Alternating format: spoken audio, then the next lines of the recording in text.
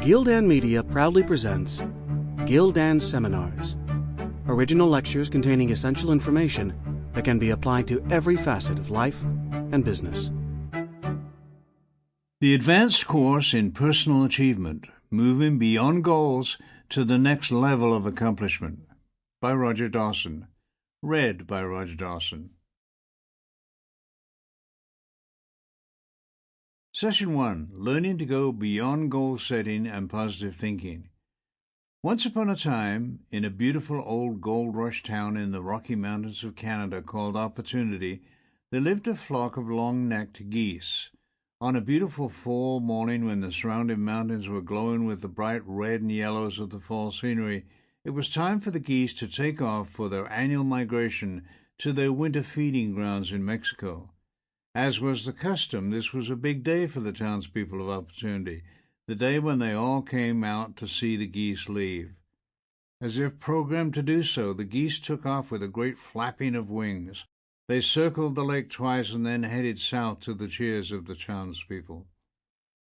Several days later, the geese were approaching Contentment, Colorado, a town that Quaker Pilgrims founded in 1857.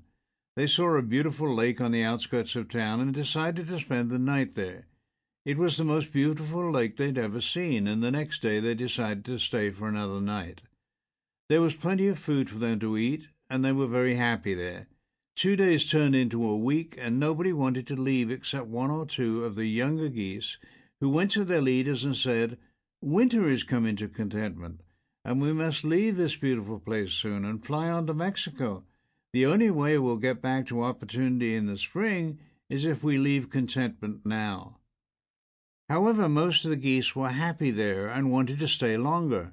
Why take the risk and make the effort to fly on when things may be much worse further south? Everything we need is right here. Several weeks passed. The first winter storm blew in, and the lake started to freeze. Soon the geese had trouble finding enough food and began to grow weak. The kindly Quakers who lived in the town felt sorry for the geese and started to feed them. After a while, the geese gathered at the side of the lake every morning, waiting for the townspeople to give them food. The geese weren't lazy. Every day they flew around in circles, went to endless meetings with other geese, and spent many hours rearranging their homes at the edge of the lake.